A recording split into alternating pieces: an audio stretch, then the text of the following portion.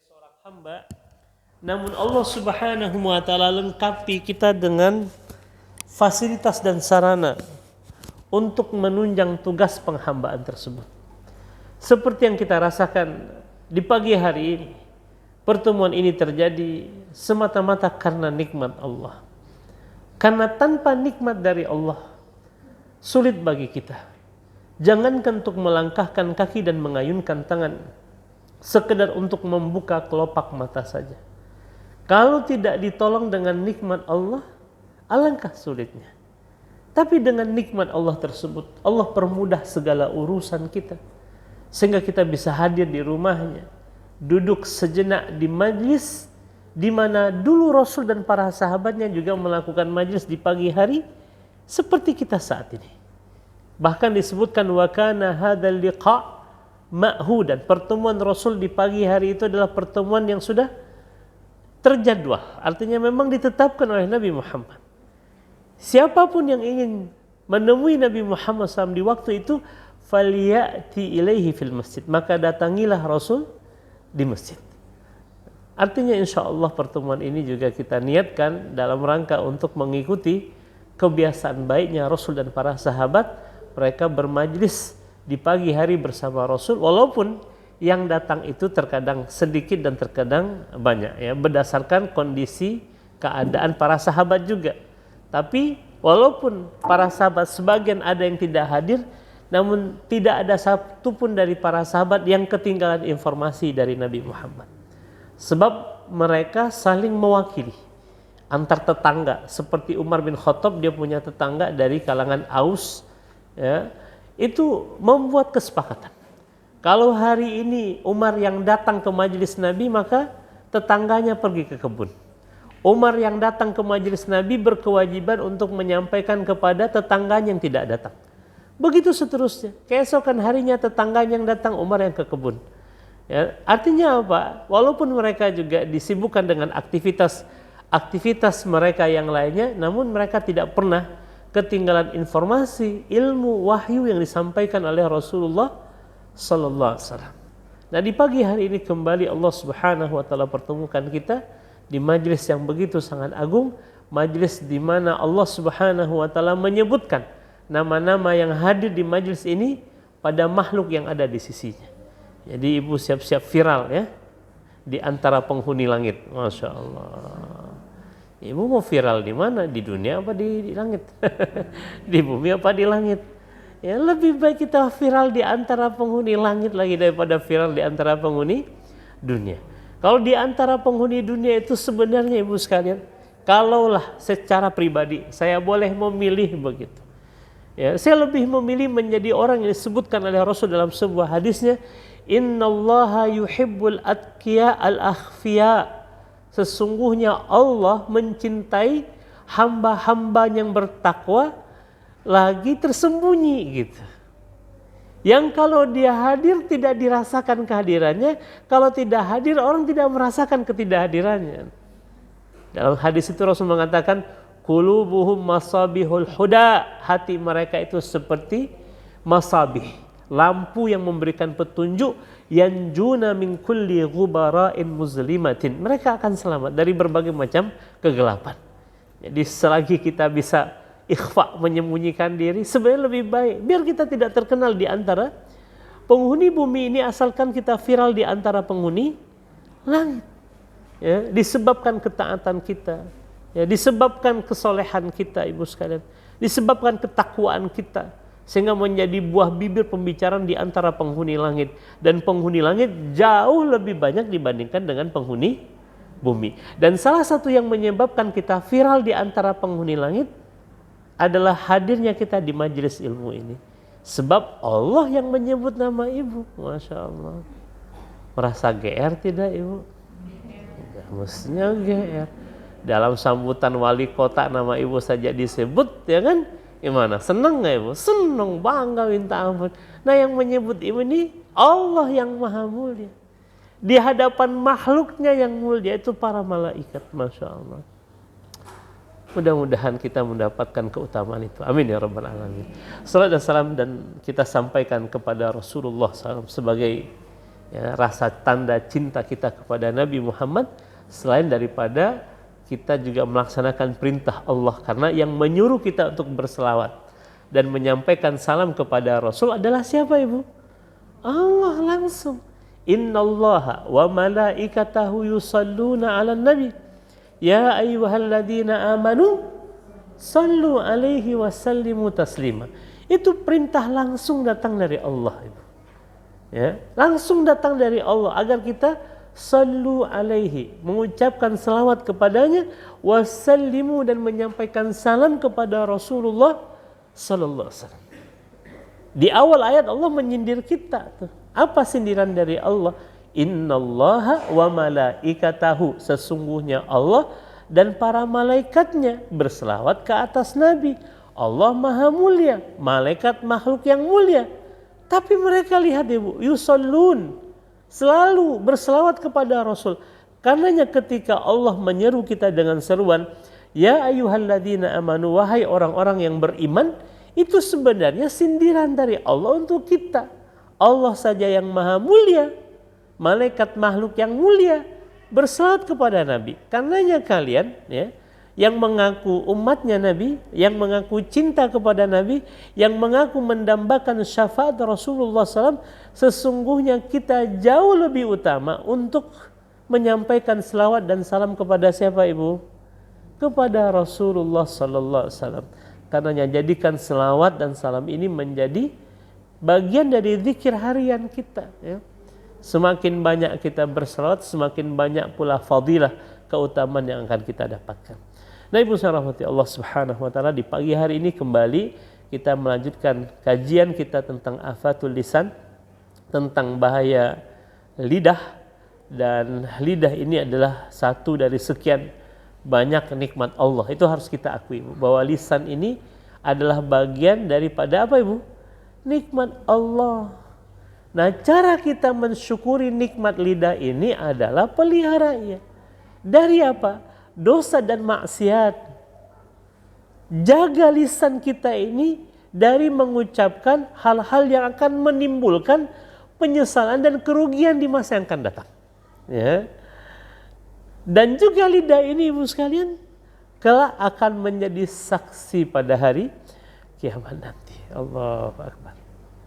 Karenanya pastikan lisan ini hanya berkata-kata yang baik-baik saja. Lidah juga termasuk bagian daripada nikmat Allah Subhanahu wa taala yang sangat besar ibu sekalian. Kenapa? Karena kebaikan yang diucapkan oleh lisan ini akan melahirkan manfaat yang luas sekali. Ya sebagaimana juga kejelekannya demikian.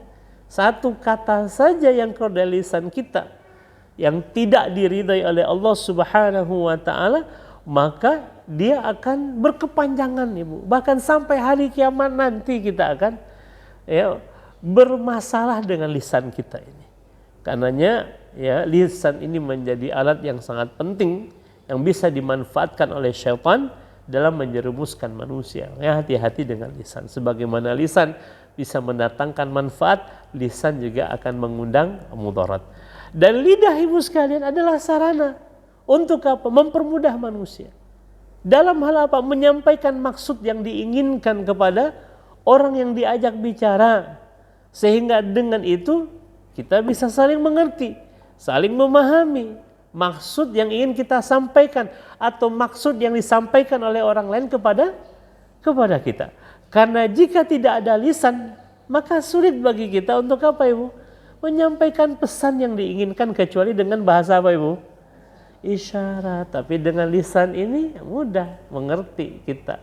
Ya, dan kita subhanallah mendapati betapa banyaknya bahasa manusia di muka bumi ini ibu sekalian.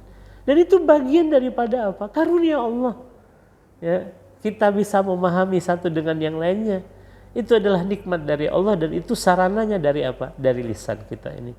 Karena lisan ini juga ibarat dua mata pisau yang bisa menjadi manfaat dan bisa juga mendatangkan mudarat. Ya. Kemarin dalam pertemuan yang lalu bahwa anjuran kepada kita untuk diam itu lebih utama. Walaupun ibu sekalian rahmati Allah Azza wa Jalla, pokok dari perintah Nabi Muhammad itu bukan diam dulu, berkata baik kalau tidak diam. Artinya apa? Ya, karena ini potensi kebaikan nih Bu. Ya. Tapi kalau kita tidak lagi bisa memastikan lisan ini yang keluarnya adalah yang baik-baik saja, maka pilihan diam itu jauh lebih baik dibandingkan berbicara. Kalau seandainya kita tidak bisa memastikan sesuatu yang keluar dari lisan kita adalah kebaikan, maka pilihan untuk diam itu jauh lebih utama. Nah, sekarang kita akan masuk kepada bab berikutnya tentang madahir, ya, fenomena bahaya lisan. Apa saja ya fenomena bahaya lisan ini? Yang pertama, ibu sekalian, adalah al-kalamu fima la ya'nihi. Itu dalam bahasa Arabnya al-kalamu fima la ya'nihi. Artinya apa? Ungkapan yang tidak berguna. Ini banyak nih yang terjebak di sini. Nabi kita Muhammad sallallahu alaihi wasallam pernah bersabda, dan ini pernah kami sampaikan di awal-awal pembahasan kita. Apa kata Rasul? Barang siapa, kata Nabi Muhammad, yang mampu menjaga apa yang terdapat di antara dua janggutnya dan apa yang ada di antara dua kakinya, maka aku akan jamin dia masuk ke dalam surga, kata Rasul. Hadis muttafaq alaih dari Sahal bin Sa'ad radhiyallahu anhu. Ya, salah satunya lisan, dan yang kedua adalah kemaluan. Orang yang mampu menjaga lisan dan kemaluannya, Rasul menggaransi surga untuk dirinya. Ibu Allah. Emang sulit, tapi di situ tantangannya, di situ ujiannya, ibu sekalian.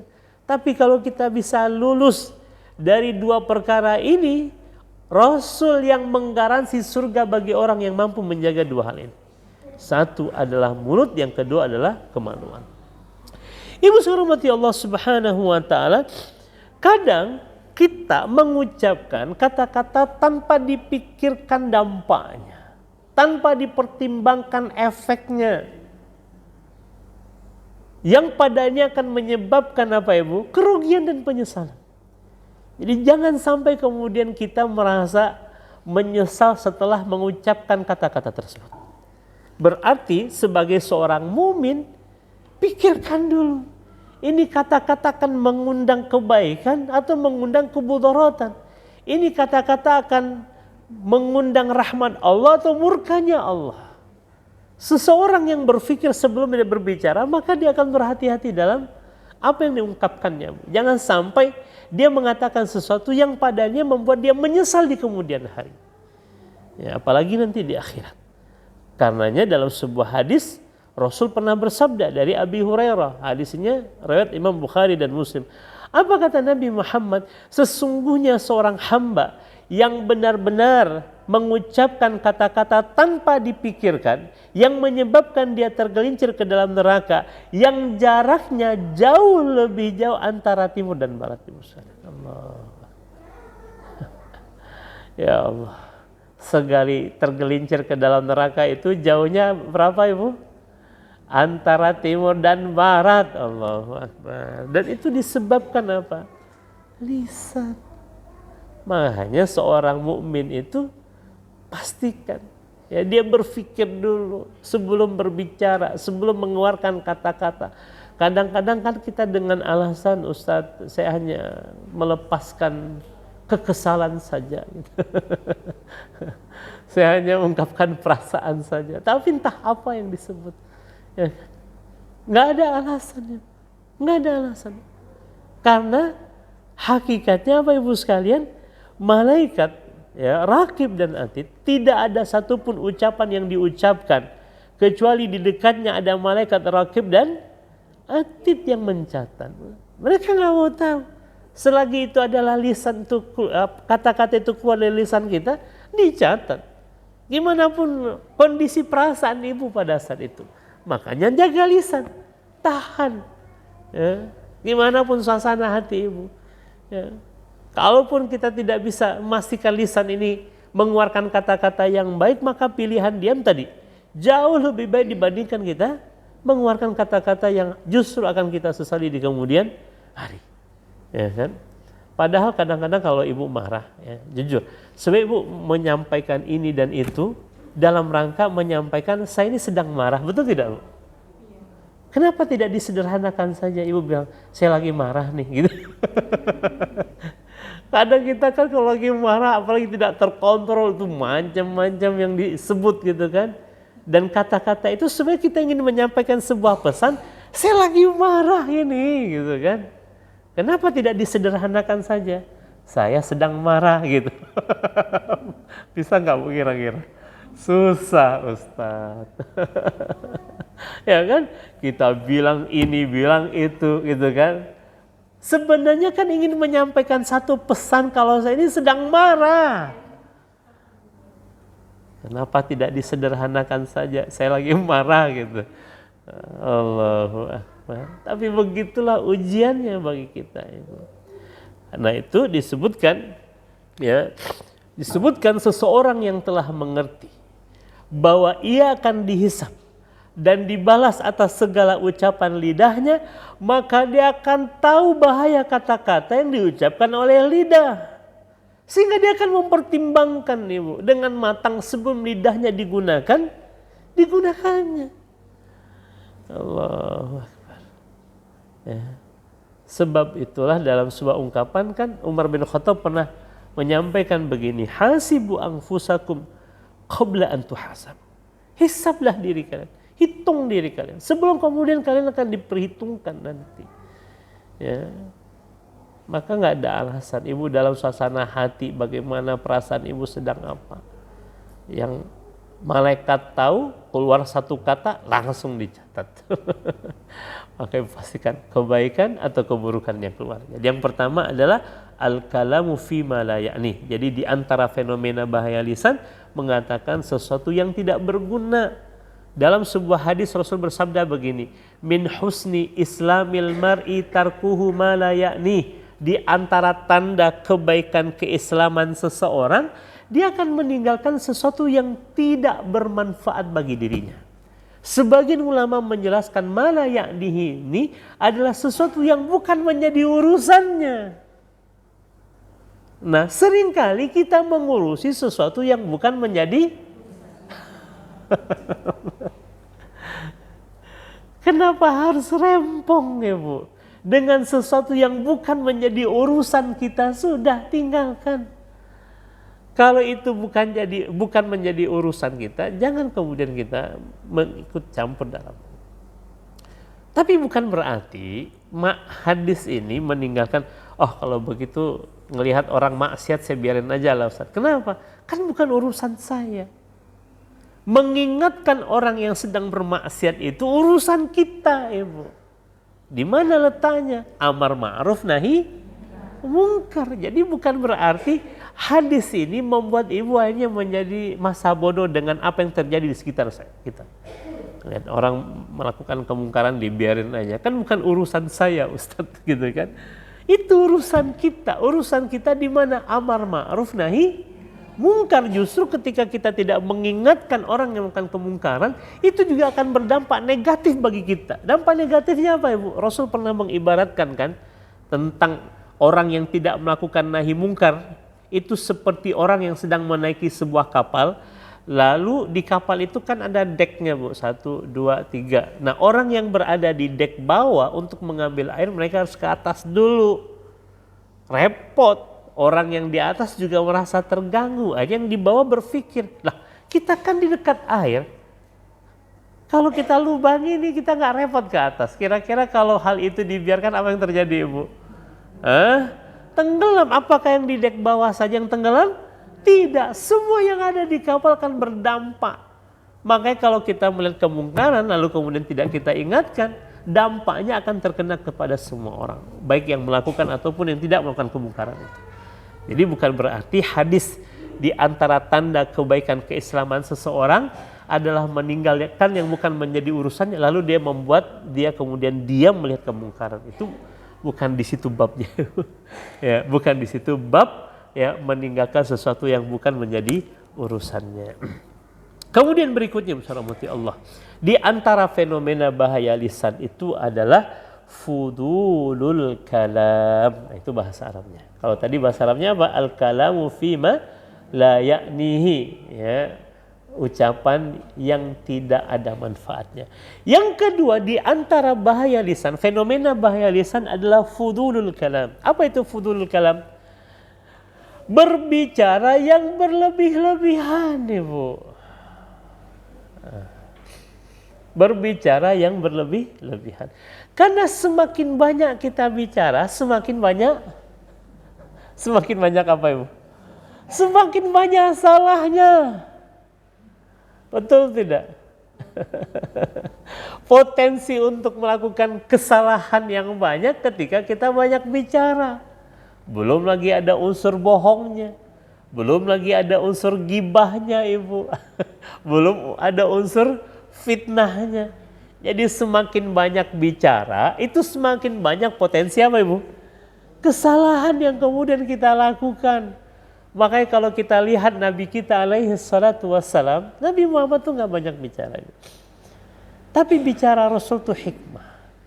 Bahkan ketika bercanda sekalipun Nabi Muhammad tidak berbohong, Ibu. Jadi pernah satu ketika para sahabat tuh nanya kepada Nabi yang saat itu tengah bercanda dengan para sahabat. Ya Rasulullah, innaka tudaibuna, wahai Rasul, apakah engkau bercanda bersama kami? Iya, kata Rasul. Naam, ghaira anni la aqulu illa haqqan. Tapi candaanku itu benar, kata Rasul. Ya, kadang ada banyak hari ini Bu, orang kadang dalam komedi, dalam acara-acara melawak itu kan melawak dengan unsur banyak mengandung apa Ibu? Kadang merendahkan orang lain, bahkan merendahkan diri sendiri demi untuk membuat orang lain tertawa, belum unsur kebohongan di dalamnya, ya. Enggak, Rasul tidak membenarkan itu. Rasul juga bercanda. Tapi canda Nabi Muhammad itu benar, Ibu, jujur. Pernah kan suatu ketika ada seorang sahabiah datang kepada Nabi Muhammad menceritakan perihal suaminya. Kata Nabi, "Oh, suami kamu yang di matanya ada hitam-hitamnya ya," gitu. Di awal sahabat itu bingung, Ibu. "Hah, ada hitamnya wahai Nabi? Memangnya suami kamu matanya putih semua?" Ada seorang sahabat datang mau melakukan perjalanan, Ibu. Dia minta izin kepada Nabi, "Apakah kamu naik anak unta?" Sahabat ini bingung, naik anak unta? Saya sebesar ini wahai Nabi. Memangnya ada unta anak kambing, kata Rasul. Yang namanya unta walaupun sudah datu untanya tetap anak siapa dia, Bu? Anak unta juga kan. Nah begitu tuh candaan Nabi Muhammad tuh, Bu. Pernah di lain kesempatan ada seorang, ya ini yang paling masyhur ya kan, tentang nenek-nenek yang datang kepada Rasul. Lalu nenek nanya, "Wahai Rasul, apakah saya masuk surga?" Kata Rasul, "Mohon maaf nek, nggak ada nenek di surga." Gitu kan, tidak ada nenek di surga. Neneknya sedih, Bu. Ketika melihat neneknya sedih, kata Nabi, "Maksud saya kita kembali akan menjadi muda nih." Baru neneknya senang. Begitu tuh, Bu. Jadi Rasul juga bercanda, tapi candanya benar. Ya, jangan sampai kita bercanda demi membuat orang lain kemudian tertawa. Ada unsur kebohongan, merendahkan, meremehkan, atau gibah di dalamnya. Karena sesuatu yang berlebih-lebihan itu pasti tidak baik, Ibu. Dalam Al-Quran Allah bilang begini kan, "Kulu washrabu," makan, minum. Yang nggak boleh itu apa, Ibu?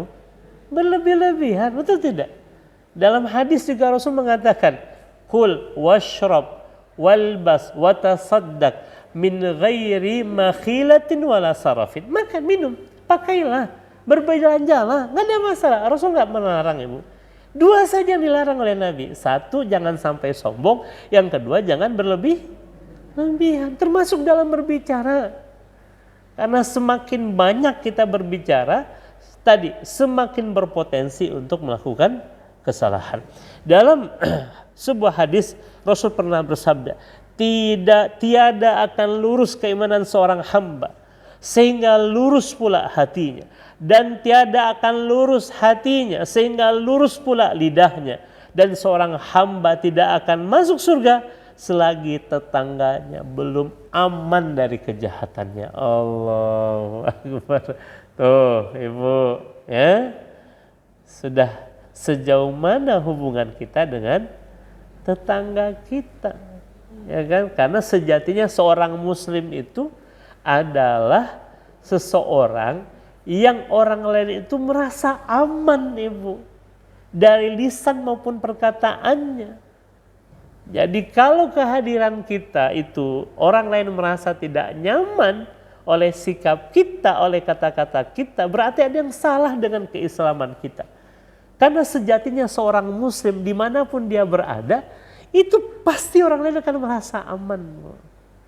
Karena dia menjaga lisannya, menjaga ucapannya, menjaga perbuatannya. Ibu tahu salah satu hikmah yang disebutkan oleh seorang ulama namanya Al-Hakim At-Tirmidzi. Beliau menulis kitab judulnya Isbatul Ilal.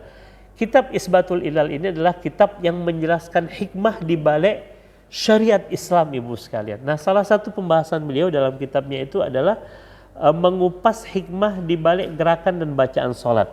Ketika beliau membahas tentang apa hikmahnya, kenapa ketika kita mengakhiri salat mengucapkan salam dan kemudian menghadapkan wajah kita ke kanan, Assalamualaikum warahmatullahi, Assalamualaikum warahmatullahi. Apa kata beliau dalam kitabnya? Sesungguhnya itu dalam rangka menyampaikan sebuah pesan, Ibu. Terutama dalam salat berjamaah ini akan kita rasakan, Ibu. Assalamualaikum warahmatullahi. Siapa yang kita lihat di kanan kita, Bu? Saudara kita yang sedang salat. Assalamualaikum warahmatullahi. Juga ngeliat siapa, Ibu? Saudara kita. Itu sebuah pesan, kata Imam Hakim At-Tirmidzi. Pesannya apa? Engkau aman bersama. Engkau aman bersama. Karena sejatinya seorang muslim, kehadirannya itu mendatangkan rasa aman. Ya. Dan kenapa Nabi Muhammad SAW digandrungi, disukai oleh semua lintas generasi. Mulai anak-anak, Rasul kalau sudah keluar rumah tuh, Bu, dalam kitab Al-Yawmu An-Nabawi, Rasul kalau sudah keluar rumah, fastaqbalahu wildan. Maka anak-anak itu menyambut kedatangan Rasul dengan penuh kebahagiaan. Anak-anak itu senang dengan Nabi. Kenapa? Karena Rasul nggak pernah berkata-kata kasar kepada anak-anak itu. Rasul justru sallama alaihi, mengucapkan salam kepada mereka. Walaupun Rasul ngajarin etika dalam mengucapkan salam itu, yang muda lebih utama mengucapkan salam kepada yang tua. Tapi nyatanya Rasul menjadi orang yang selalu pertama dalam mengucapkan salam. Bahkan kepada anak-anak. Wa yamsah alaihim wujuham atau ru'usam. Dan Nabi akan mengusap kepala mereka tuh. Sebanyak apa anak? Sebanyak itu pula Rasul kemudian akan mengusap kepala mereka. Wahidan satu demi satu diusap oleh Rasul. Ada seorang sahabat namanya Jabir bin Samurah. Ketika dia menceritakan, aku ikut bersama Rasul dalam satu perjalanan, lalu Rasul disambut gembira oleh anak-anak Nabi Muhammad, ngusap tuh kepala mereka satu demi satu. Dan aku juga termasuk yang diusap. Dan aku mendapati tangan Nabi Muhammad itu, kata Jabir bin Samurah, satu barda, itu dingin, yang kedua riha, dan sangat wangi sekali. Ya, seakan-akan tangan Nabi Muhammad itu baru saja dicelupkan ke dalam bejana yang isinya parfum, kata Nabi. Saking wanginya tangan. Dan itu kemudian ditunggu oleh anak-anak, Ibu, subhanallah. Ya, anak-anak suka dengan Rasul. Bahkan Rasul bercanda dan bermain dengan anak-anak. Ya, subhanallah. Kenapa anak-anak suka dengan Nabi? Salah satu sebabnya karena Rasul tidak pernah berkata kasar. Anas bin Malik yang menjadi pembantu di rumah Rasul selama 10 tahun, Ibu, dan usianya masih muda saat itu. Apa kata Anas bin Malik? Laqad khadimtu Rasulullah SAW asyra sinin. Aku telah menjadi pembantu Rasul selama 10 tahun di kota Madinah. Dan selama 10 tahun aku menjadi pembantu di rumah Nabi Muhammad, Rasul tidak pernah membentakku walaupun hanya sekali. Ya. Ketika aku melakukan kesalahan, Rasul tidak pernah mengatakan, lima fa'alta, kenapa engkau buat ini wahai Anas? Atau ketika aku meninggalkan sesuatu, Rasul tidak pernah mengatakan, lima tarokta, kenapa engkau tinggalkan wahai Anas? Kalau kita udah bilang, mana telingamu, gitu kan? Taruh di dengkul apa gitu. Enggak, Rasul enggak pernah, Ibu. Selama 10 tahun Anas bin Malik radhiyallahu anhu melayani Rasul. Maka Rasul disenangi anak-anak, remaja, ya, orang tua, tadi sampai nenek-nenek, ya. akrab dengan Rasul. Pernah ada satu ketika seorang jariyah ini anak usia antara 3 sampai 9 tahun ya, perempuan. Jadi dia pembantu di salah satu kota Madinah. Jadi anak perempuan ini ingin bermanja dengan Rasul.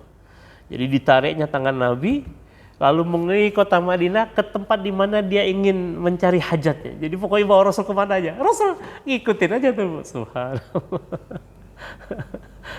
Rasul ladeni itu keinginan si anak perempuan tadi, ingin menggandeng tangan Rasul ke tempat di mana dia ingin menunaikan hajatnya. Subhanallah. Itu Nabi kita alaihi salatu wassalam. Maka Rasul disenangi oleh semua generasi. Dan para sahabat tuh, dahsyatnya para sahabat itu, karena Rasul kan orangnya suka tersenyum tuh. Sampai-sampai masing-masing sahabat tuh merasa, saya ini menjadi orang yang dicintai oleh Nabi. Padahal Rasul tersenyum kepada semua orang, tapi masing-masing sahabat itu merasa dia diistimewakan oleh Rasul. Subhanallah.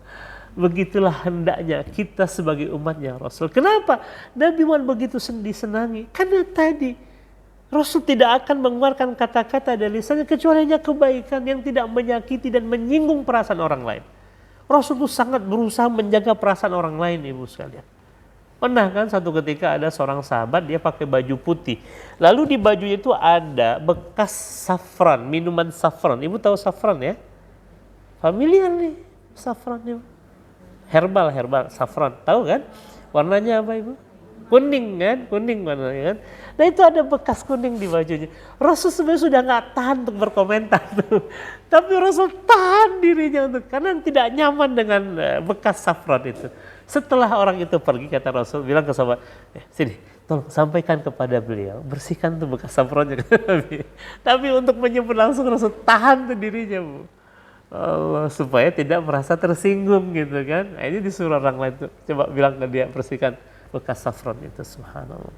Jadi Nabi Muhammad menganjurkan kita ya untuk bahkan menjaga perasaan orang lain. Inilah agama Islam. Inilah Islam. Inilah akhlak Rasul.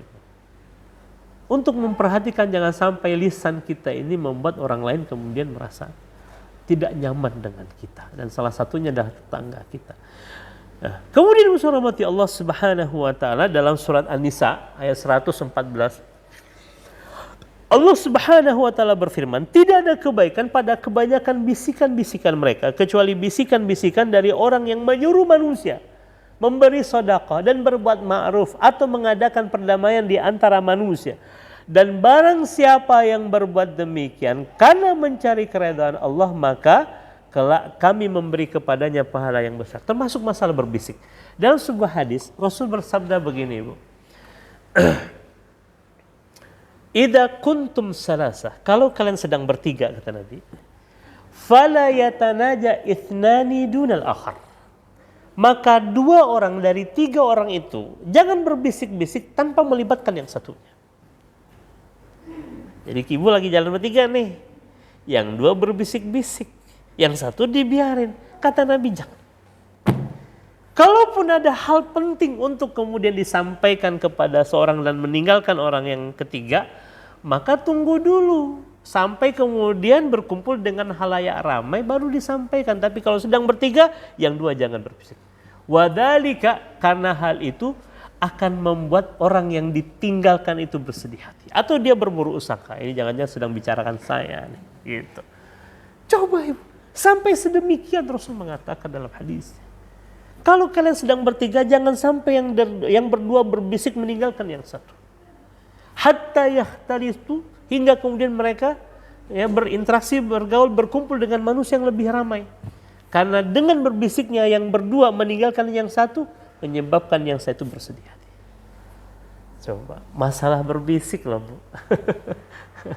Bukan tidak boleh berbisik, boleh saja, asalkan ya bisikannya adalah bisikan kebaikan. Yang nggak boleh bisik-bisik tetangga. Yang tidak boleh berbisik-bisik yang isinya keburukan. Kan kata Allah Subhanahu wa taala di sini mengatakan, ya, kecuali bisikan-bisikan dari orang yang menyuruh memberi sedekah, melakukan kebaikan, itu boleh. Tapi tetap lihat dulu kondisinya. Mungkin kan tidak untuk berbisik-bisik. Kalau hanya bisikan kita itu membuat orang lain bersedih hati, berprasangka buruk, kata Rasul, jangan. Ya, bahkan masalah berbisik-bisik saja jangan sampai membuat orang lain merasa tidak nyaman. Ibu sekalian, subhanallah, itu Islam. Yang ketiga, di antara mazahir bahaya atau fenomena bahaya lisan, yang pertama apa tadi Ibu? Kita ulang sedikit. Perkataan yang tidak ada manfaatnya. Yang kedua apa tadi Ibu? Fudulul kalam, berbicara yang berlebih-lebihan. Jadi sederhananya Ibu, bicaralah sesuai dengan apa yang kita butuhkan. Karena kalau terlalu banyak, ya tadi potensi kesalahannya juga banyak. Rasul tuh paling hemat dalam berbicara. Ya, walaupun Rasul kadang bercanda, tapi hemat. Rasul nggak banyak bicara, ya, to the point, bahasanya jelas, ya, dan bahasanya mudah dimengerti. Rasul tidak menggunakan istilah-istilah yang membuat orang pusing, ya kan? Hari ini betapa banyak istilah-istilah ketika diucapkan hanya bikin pusing orang lain. Ini apa maksudnya gitu kan? Ya, agar terlihat keren gitu kan, agar terlihat intelektual, nah, pakai bahasa-bahasa yang tidak dimengerti kecuali hanya segelintir orang saja. Nabi Muhammad menghindari itu Bu, istilah-istilah yang bikin orang lain susah untuk memahami dan mengerti. Nah, yang ketiga di antara fenomena bahaya lisan itu adalah al-khawdu fil batil. Apa itu al-khawdu fil batil? Ungkapan yang mendekati kebatilan dan maksiat. Jadi ada istilah-istilah konotasinya tuh buruk Ibu. Ya, dan hari ini betapa banyak itu terjadi, ya kan? Ungkapan-ungkapan, ya, yang mendekati kebatilan dan maksiat, al-khawdu fil batil, itu maknanya. Ya, betapa banyak hari ini ungkapan-ungkapan itu menjurusnya kepada sesuatu yang negatif, yang buruk, yang tercela. Tapi hari ini seakan-akan menjadi apa Ibu? Menjadi umum untuk kemudian diucapkan. Ya. Kata-kata yang disepakati secara masyarakat itu tidak benar gitu kan. Kalau kita bercarut apa segala macam, dan itu sudah menjadi kesepakatan bersama kalau kata-kata itu adalah kata-kata yang tidak baik, maka jangan diucapkan karena sudah disepakati itu adalah perkataan yang tidak baik. Ya, walaupun secara mana kita juga nggak tahu apa, tapi yang jelas itu sudah ditetapkan ungkapan yang tidak baik. Ya. Imam Hasan Al-Basri Ibu sekalian, seorang tabi'in. Beliau ini dikenal sebagai orang yang sangat zuhud terhadap dunia. Dikasih gelar Sayyidul Abidin namanya. Ya, orang yang begitu kuat dalam beribadah. Imam Hasan Al-Basri. Dalam satu syair disebutkan tentang beliau, orang yang sangat zuhud terhadap dunia ini Bu. Apa syair itu? Ya, isi syair itu menggambarkan tentang Imam Hasan Al-Basri. Al-Hasanu Al-Basri irdu zindihi shibran fata'ajab. Imam Hasan Al-Basri besar pangkal lengannya itu Ibu, berarti ini ya, shibran, satu jengkal. Jengkalnya jengkal orang Arab. Fata'ajab, dan kau kan merasa heran dengannya. Kenapa beliau punya tubuh yang sangat besar? Karena beliau memang suka makan orangnya Ibu. Wadhaka ma'zuhdi, dan itu ia dalam keadaan zuhud. Lalu bagaimana fakaifa illam yazhad? Lalu bagaimana seandainya Imam Hasan Al-Basri ini tidak zuhud? Bisa jadi lebih besar lagi maknanya Ibu. Karenanya makna zuhud itu bukan pada penampilan fisik Ibu, tapi adalah sikap hati terhadap dunia. Ya, itu Imam Hasan Al-Basri. Yang diceritakan tentang beliau ini Ibu, beliau selama 20 tahun itu atau 30 tahun saya lupa, ya, nggak pernah tertawa. Nggak pernah tertawa. Kenapa nggak pernah tertawa? Membayangkan dirinya kelak akan dihisap oleh Allah apakah saya selamat atau tidak. Saking dia begitu zuhudnya Ibu, takutnya kepada Allah. Ya, Imam Hasan Al-Basri. Nah, Imam Hasan Al-Basri semasa mudanya pernah Ya, ini cerita masa muda jahiliyah yang belum dapat hidayah. Ya, pernah dia merayu seorang wanita cantik ya, di satu tempat yang sepi. Lalu perempuan itu menegur Imam Hasan Al-Basri. Apakah engkau tidak malu? Kata wanita ini. Apakah engkau tidak malu? Lalu Imam Hasan Al-Basri menoleh ke kanan, menoleh ke kiri, ya, mengawasi sekelilingnya. Ya, setelah ia yakin di tempat itu hanya ada mereka berdua dan tidak terlihat siapapun, Imam Hasan Al-Basri bertanya, malu kepada siapa? Kata Imam Hasan Al-Basri. Di sini tidak ada orang lain yang menyaksikan perbuatan kita. Lalu wanita itu menjawab, malu kepada Zat yang Maha mengetahui khianatnya mata dan apa yang tersembunyi di dalam hati. Allah Akbar. Mendengar ungkapan itu lemas sekejur tubuh Imam Hasan Al-Basri yang menggigil ketakutan karena jawaban yang sederhana itu. Ya, sehingga dia bertobat dan tidak mengulangi perbuatannya lagi. Karena itu Rasul mengatakan, barang siapa yang beriman kepada Allah dan hari akhir, ucapkanlah yang baik atau diam saja. Pada sederhana wanita itu mengucapkan, tapi dia sambut dengan imannya. Karena sejak saat itu Imam Hasan Al-Basri betul-betul bertobat kepada Allah, karena selama 30 tahun dia tidak lagi pernah tertawa. Ya, membayangkan dosanya. Bahkan dalam sebuah ungkapannya mengatakan, laitani, sekiranya aku termasuk di antara 1000 orang yang masuk ke dalam neraka lalu keluar dengan wajah yang hitam lagi legap. Itu nangis lagi dia. Ya, Imam Hasan Al-Basri. Nah, karena yang dirahmati Allah Subhanahu wa taala, sebagai seorang mukmin mestinya kita lebih tekun ya, menggunakan mulut kita untuk berzikir daripada berbincang-bincang, daripada ya, hal yang tidak bermanfaat kita bincangkan. Lebih baik kita memperbanyak apa Ibu? Zikir ya. Itu jauh lebih utama.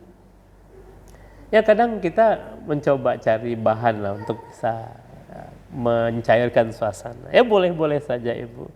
Tapi kalau padanya ujungnya bukan sesuatu yang baik, lebih baik kita diam ya. Daripada kemudian pembicaraan kita bukan pembicaraan yang baik, daripada pembicaraan kita isinya ghibah, daripada pembicaraan kita isinya ya wallahu alam, hanya Allah yang tahu Ibu ya. Kemudian rahmati Allah Subhanahu wa taala, disebutkan bahwa manusia paling sering tertimpa bahaya dan paling banyak mendapatkan kesusahan disebabkan oleh lisan Ibu sekalian. Ya, disebabkan oleh apa? Lisan yang tidak terkontrol Ibu. Tidak bisa diam ya. Kalau berkata tidak mengungkapkan hal-hal yang baik dan lain sebagainya, atau saking mudahnya lisannya refleks ketika kaget mengatakan sesuatu yang tidak pantas. Makanya Ibu rahmati Allah azza wa jalla, jaga lisan. Jangan sampai kita mengungkapkan ungkapan yang mendekatkan kita kepada kebatilan atau kemaksiatan. Nah, seorang muslim harus hati-hati, selektif betul ya, dalam ucapannya, dalam perbuatannya. Jangan sampai gara-gara satu kata tapi menjerumuskan kita ke dalam neraka Allah. Ya, wallahu a'lam. Baik, sampai di sini ada pertanyaan dulu Ibu. Sebelum kita lanjutkan fi soal, ada pertanyaan di 3 fenomena bahaya lisan. Yang pertama tadi al-kalamu fi ma la ya'ni, yang kedua fudulul kalam, yang ketiga al-khawdu fil batil. Sebelum masuk yang keempat, ada pertanyaan Ibu? Ya, silakan Ibu. Waalaikumsalam.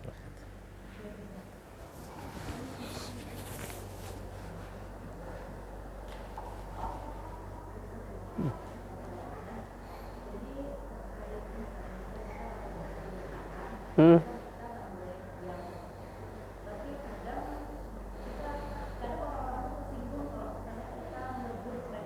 Hmm.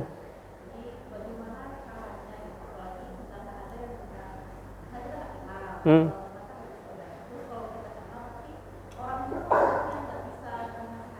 Hmm.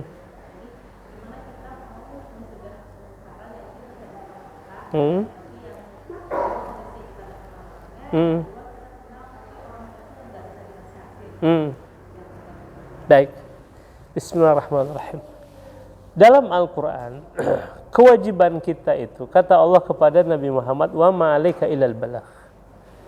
Kewajiban kita itu hanya menyampaikan. Ya. Karena juga dalam merubah kemungkaran itu juga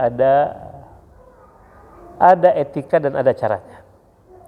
Bahkan terkadang kalau kita tegur hanya akan menambah kemungkaran yang lebih besar, maka didiamkan jauh lebih baik. Itu kan pernah satu ketika ada seorang Arab Badui kencing dalam masjid itu. Ya, umat Islam mana yang rela mestinya dikencing. Rasul ada dalam masjid itu. Lalu para sahabat tidak memukulnya. Dengan hikmahnya Rasul mengatakan da'auhu, biarkan dia menyelesaikan hajatnya, kata Rasul.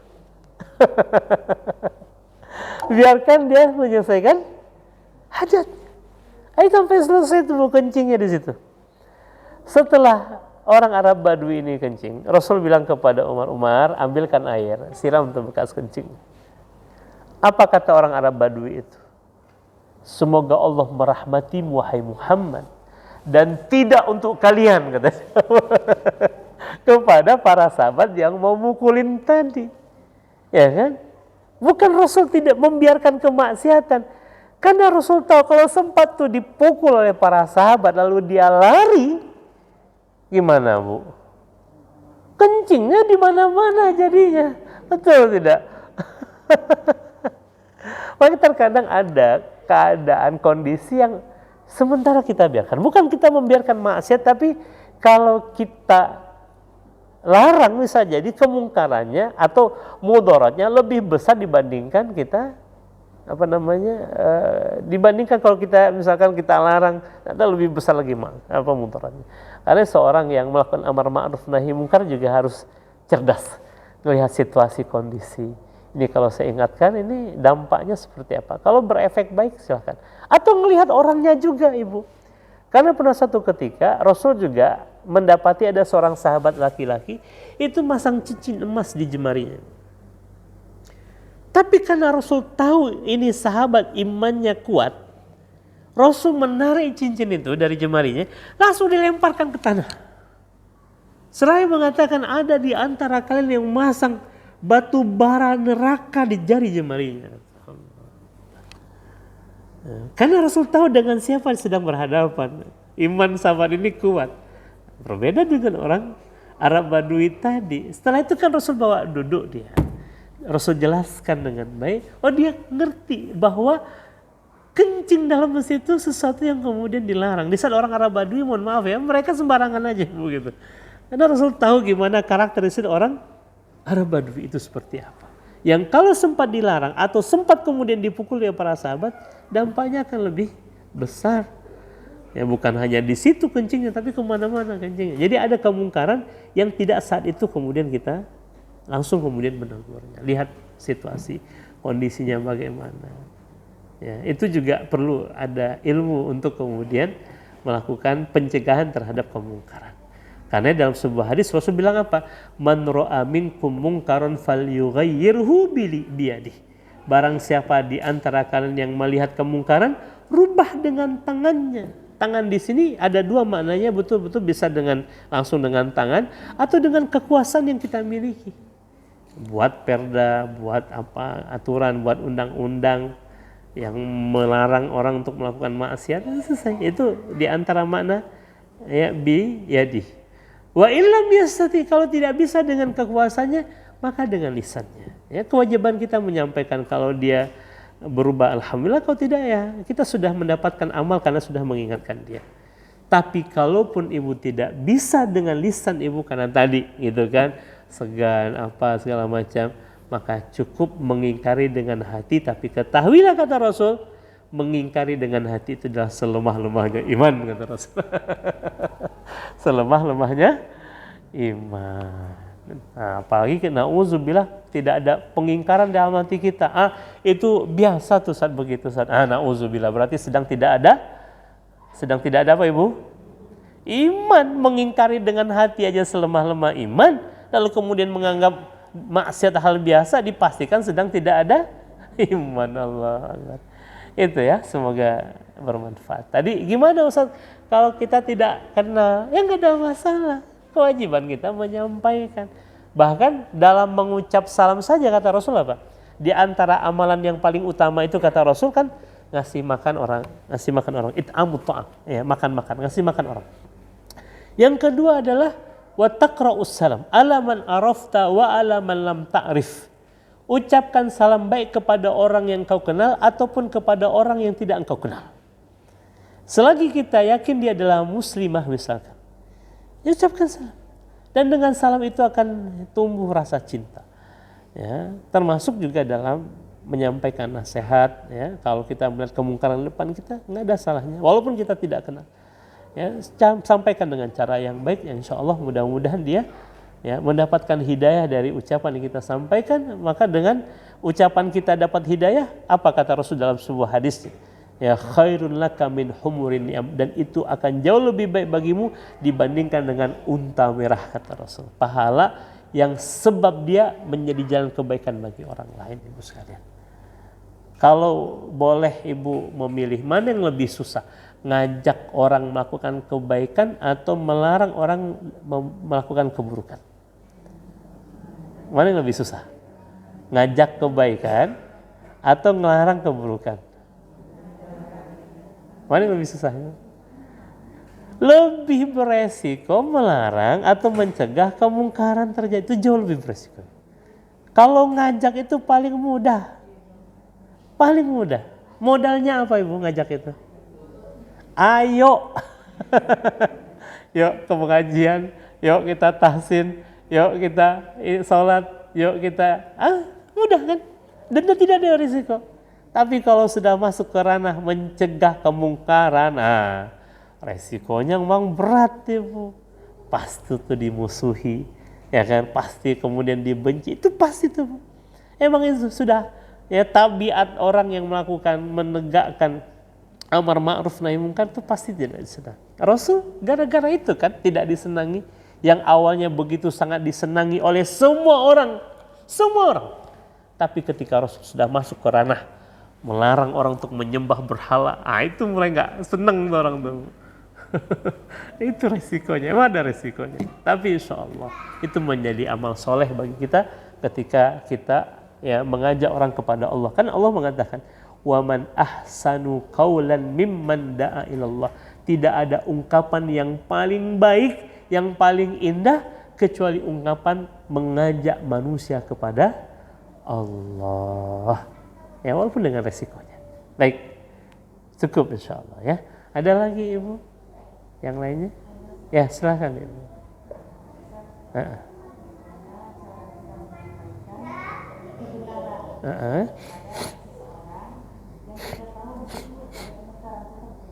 Yang kita tahu? Oke.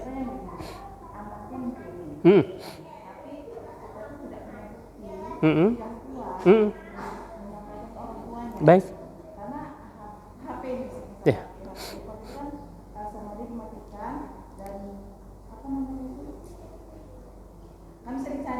Baik. Pencarian pada saat dia on itu ada tapi bentuk matikan. Baik. Dan itu sudah tahu kita Baik. diam. Baik. Tapi bagaimana caranya kita menyakit orang tuanya kalau anak itu telah mengambil beberapa hasil itu tadi dan orang tuanya ini tidak mau tahu. Baik. Kita tahu dan akan menyebabkan akan permusuhan. Baik. Dan akhirnya didiamkan. Bagaimana? Baik. Pertama begini Bu, kalau kita ingin menuduh maka harus dilengkapi dengan bukti. Itu hadis Nabi. Al-bayyinatu 'alal mudda'i.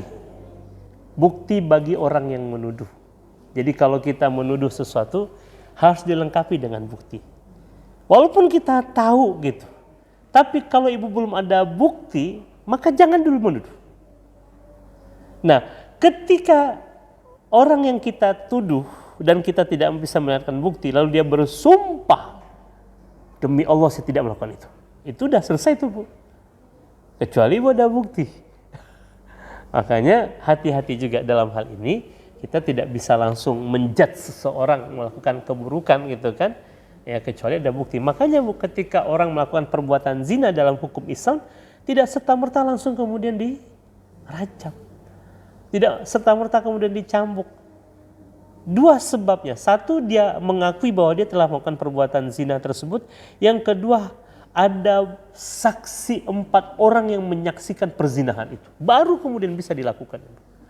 Kalau tidak ada itu nggak bisa. Nggak cukup. 4 orang ini. Begitulah kehati-hatian Islam dalam menerapkan sebuah hukuman, apalagi sudah menyangkut menghilangkan nyawa seseorang kan. Karena rajam bagi orang, karena perzinahan bagi orang yang sudah menikah, itu rajam sampai mati.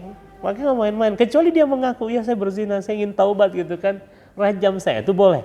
Sebagaimana pernah terjadi kepada seorang perempuan yang datang kepada Rasul yang mengaku dirinya telah berzina. Tapi kan Nabi Muhammad ingin pastikan benar. Ya wahai Rasul, bahkan saya telah hamil ini. Kalau kata Nabi, tunggu sampai engkau melahirkan, kata Rasul. Nah, setelah melahirkan dia datang lagi, ibu. Wahai Rasul, ini anak saya sudah lahir. Tunggu sampai anakmu 2 tahun setelah yang menyusui, baru datang lagi. Karena kesungguhan niatnya untuk bertobat, datang lagi, ibu. Ya, setelah 2 tahun. Sebenarnya dalam beberapa riwayat Rasul sebenarnya nggak berharap juga dia datang gitu. Tapi karena taubatnya begitu sangat kuat, ingin betul-betul bertobat, ingin dia tebus itu di dunia, ibu sekalian, dia datang setelah anaknya 2 tahun setelah disusui olehnya, dia datang dan minta untuk dirajam. Ini Rasul merajamnya dengan para sahabat. Kan di situ ada seorang sahabat yang melemparnya dengan sangat keras, seraya kemudian menghardiknya. Kata Nabi, jangan engkau katakan itu. Kalaulah taubat perempuan ini dibagi untuk 70 penduduk kota Madinah, cukup dengan 1 taubatnya ini, katanya. Nah, itu kalau dia datang dengan pengakuan. Tapi kalau dengan tuduhan harus 4 orang saksi. Makanya hati-hati. Di antara dosa besar itu menuduh orang lain berbuat zina tanpa ada bukti dan saksi itu. Ya, saksi harus 4 tuh. 4 laki-laki. Ya, 4 laki-laki. Karena hukumannya akan berat, dampaknya akan berat. Ya, makanya nggak boleh sembarangan juga kita menuduh orang lain berbuat zina tanpa ada saksi yang jelas, ya, saksi yang adil. Jadi kalau walaupun ibu mungkin tahu ini ada indikasi si anak ini mencuri, tapi kalau kita belum ada bukti yang kuat, maka jangan layangkan dulu tuduhan itu. Ya, sampai ada bukti yang kuat baru bisa kita menuduhnya melakukan sebuah kejahatan. Wallahu a'lam bishawab. Baik, ada lagi yang lain, ibu? Silakan. 1 atau 2 lagi? Cukup ya, insya Allah. Alhamdulillah. Baik, berarti hari ini kita telah belajar di antara madhahir. Madhahir ini fenomena, penampakan, ya, bahaya lisan itu ada 3. Dan masih banyak yang lain, ibu. 1 tadi al-kalamu ma la ya'ni, perkataan yang tidak bermanfaat. Yang kedua adalah fudulul kalam, ya, ungkapan yang berlebih-lebihan. Yang ketiga adalah apa tadi, ibu? Yang ketiga adalah al-khawdu fil batil, ungkapan yang mendekati kepada kebatilan dan kemaksiatan. Yang keempat insyaallah kita akan belajar tentang al-mira' wal jidal. Al-mira' wal jidal. Apa itu, ibu, al-mira' wal jidal? Berbantah-bantahan, bertengkar, serta debat kusir. Nah, seperti apa penjelasannya insya Allah akan kita bahas dalam pertemuan yang akan datang, ya Bu, ya. Baik, kita cukupkan dulu, sama-sama kita berdoa, mudah-mudahan sedikit ilmu yang kita pelajari di pagi hari ini bisa kita amalkan, ya. Sudah mulai kita kurangi lah, ya. Karena itu ternyata termasuk di antara bahaya lisan, ya. Pastikan bahwa yang keluar dari lisan kita adalah kebaikan, ya, tidak berlebih-lebihan dalam berbicara, dan hindari ungkapan-ungkapan yang menjurus kepada kebatilan dan kemaksiatan. Lebih baik kita ganti dengan zikir, ganti dengan sholawat, itu jauh lebih baik dibandingkan kita mengungkapkan ungkapan yang justru menjurus kepada kemaksiatan. Astaghfirullahaladzim, astaghfirullahaladzim, astaghfirullahaladzim. Na'udzubillahi minasyaitonir rajim. Bismillahirrahmanirrahim. Alhamdulillahi rabbil alamin, wassalatu wassalamu ala asyrafil anbiya'i wal mursalin wa ala alihi wa ashabihi ajma'in. Allahumma ighfir lana dhunubana wa liwalidina warhamhum kama rabbawna sighara. Rabbana zalamna anfusana wa illam taghfir lana wa tarhamna lanakunanna minal khasirin. Rabbana la tuzigh qulubana ba'da idh hadaitana wa hab lana min ladunka rahmah innaka antal wahhab. Allahumma inna ala dzikrika wa syukrika wa husni ibadatik. Allahumma inna nas'aluka ridhaka wal jannah wa na'udzu bika min sakhatika wan nar. Allahumma inna nas'aluka al huda wat tuqa wal afaf wal ghina. Rabbana zidna ilma warzuqna fahman wasi'a wa amalan mutaqabbala wa rizqan halalan thayyiba. Allahumma anfa'na bima 'allamtana wa 'allimna ma yanfa'una. Allahumma ya hayyu ya qayyum bi rahmatika nastaghits aslih lana sya'nana kullah wa la takilna ila anfusina tarfata 'ain. Allahumma kfina bi halalika an haramik wa aghnina bi fadlika amman siwak. Rabbana qanni'na bima razaqtana wa barik lana fima a'taytana. Rabbana hab lana minas salihin. Rabbana hab lana min azwajina wa dhurriyyatina qurrata a'yun waj'alna lil muttaqina imama. Rabbana atina fid dunya hasanah wa fil akhirati hasanah wa qina adzaban nar. Subhana rabbika rabbil izzati amma yasifun wa salamun alal mursalin walhamdulillahi rabbil alamin. Taqabbalallahu minkum minna wa minkum taqabbal ya karim. Assalamualaikum warahmatullahi wabarakatuh.